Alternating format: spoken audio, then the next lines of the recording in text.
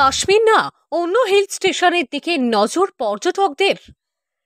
কাশ্মীরের পহেলগামে জঙ্গি হামলার ঘটনার পর জেলার পর্যটন ব্যবসাতে নেমে এসেছে অনিশ্চয়তার মেঘ।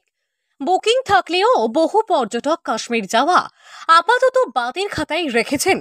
ফলে ট্যুর অ্যান্ড ট্রাভেলস এজেন্সিদের কাছে বারে বারে অন্য হিল স্টেশনের জন্য ফোন আসছে পর্যটকদের। আর তাতেই কিছুটা হলেও বিপাকে পড়েছে পূর্ব মেদিনীপুর জেলার তমলুক থেকে হলদিয়া, পাঁশকুড়া থেকে কোলাঘাট সর্বত্রই ট্যুর অ্যান্ড ট্রাভেলস সংস্থাগুলি। জঙ্গি হামলার পর কাশ্মীর ছেড়ে কুলু, মানালি, সিমলার মতো পর্যটন কেন্দ্রকে বেছে নিচ্ছে জেলার পর্যটকেরা। না, এর প্রভাব যথেষ্টই পড়েছে আমাদের ট্যুরিজম সেক্টরে।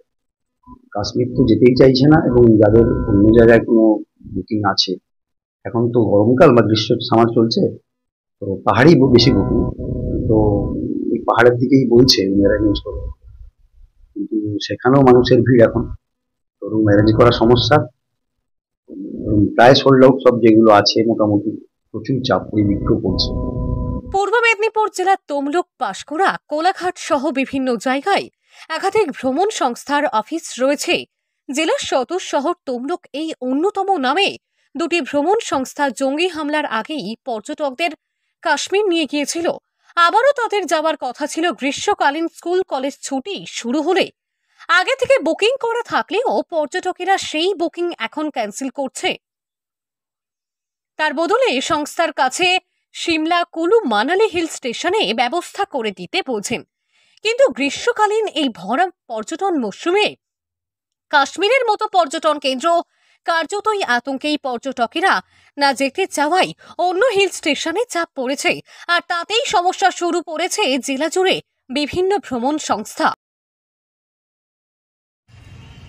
কাশ্মীরের এই পরিস্থিতিতে প্রত্যেকেরই একটা প্রিপ্ল্যান থাকে। প্রত্যেকটি আমাদের যেমন কোলাঘাটে একটি ভ্রমণ সংস্থা, পাশাপাশি আমাদের প্রতিবেশী সহযাত্রী প্রায় 5-6টি ভ্রমণ সংস্থা আছে। সবারই একই অবস্থা।